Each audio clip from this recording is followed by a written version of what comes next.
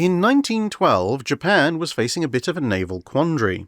She'd managed to carve out a place among the larger navies of the world by building a medium-sized but powerful fleet of pre-dreadnoughts, then defeating the Russians, who historically had been the third largest fleet of steel battleships, and they'd taken a bunch of those Russian ships to compensate for the war losses they'd suffered. After that, the Imperial Japanese Navy had come up with a number of innovative designs to try and compensate for the still relatively limited capacity of the Japanese shipbuilding industry. Ships such as the Tsukuba and Ibuki class of armoured cruisers, which might be best described as pre-dreadnought battlecruiser equivalents. But the subsequent rise of the dreadnought had left the Japanese Navy trailing once again.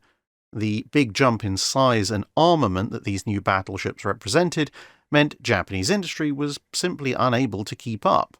While they'd just about been able to come up with a first-generation dreadnought in the Kawachi class after the semi-dreadnoughts of the Satsumas, the IJN had had to go back to ordering from abroad for the first of their new Kongo-class battlecruisers, with battleship production in the late 1900s being somewhat slow, partially just due to simple budgetary reasons, and partially to allow Japanese yards to be upgraded to be able to build the later units of the Kongo class and subsequently the Fuso class super-dreadnoughts.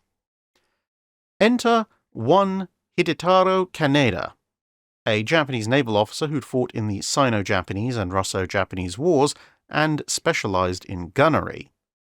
Although he was not a ship designer himself, by 1912 he was the chief gunner instructor at the Naval Artillery School, and he realized that compared to Britain or Germany, who were laying down 4, 5, or even in one case 8 capital ships per year, or even the US, which was ticking along nicely at 2 per year, the Japanese capital shipbuilding capacity, which was averaging 2 ships every 2 years, was never going to keep up, and the country would probably bankrupt itself even trying. And so he decided to go with another concept entirely, proposing to build just one massive doom fortress at sea. Then he would arm it with as many guns as he could fit, and you would have a single, albeit massive, investment for a one-ship fleet.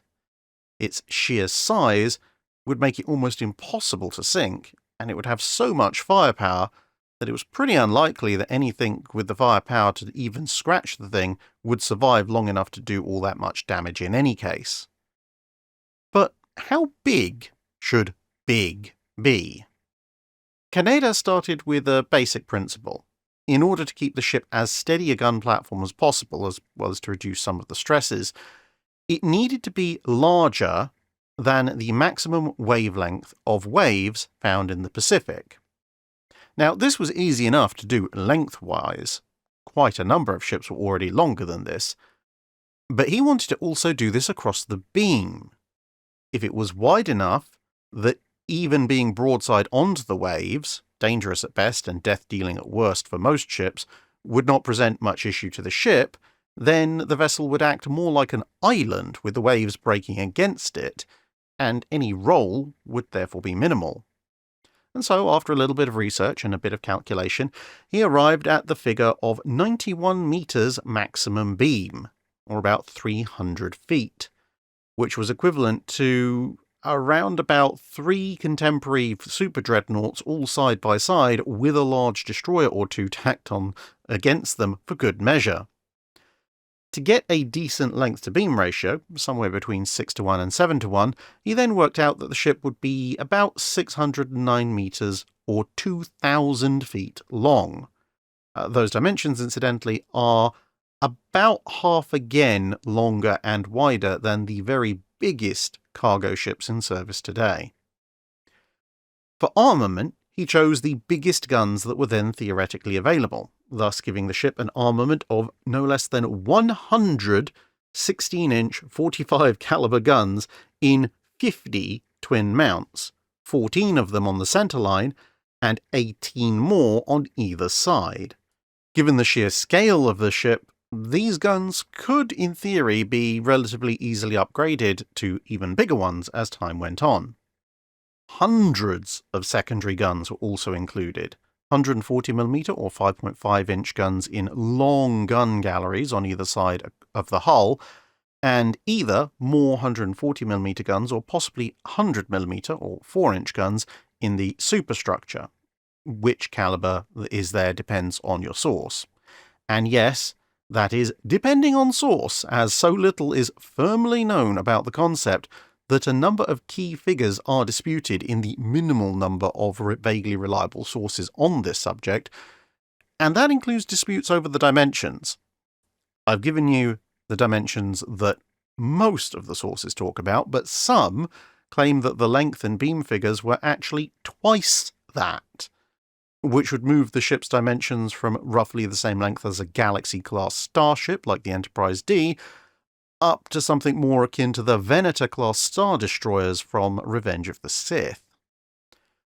Hundreds of torpedo launchers would also be installed, and the 500,000-ton ship, again assuming the more pedestrian size requirements, would supposedly, somehow, be able to make 42 knots thanks to an unknown but presumably staggering number of boilers connected to who knows how many screws. With a crew of around 12,000 and a travel time of at least 10 minutes going fore to aft at a brisk walk, one of the potential future hazards would actually be small portions of the ship declaring independence after being ignored for too long. Of course, there was no facility in existence capable of building something even close to that size, unless you built it in about 20 to 30 small cross-section sliced modules in dry docks and then floated those out one by one, somehow assembling the entire thing offshore. And so the design remained a passing concept, albeit one which remains so implausible that many, understandably, doubt it was ever really a historical idea in the first place when they're first presented with it. That's it for this video. Thanks for watching. If you have a comment or suggestion for a ship to review, let us know in the comments below. Don't forget to comment on the pinned post for dry dock questions.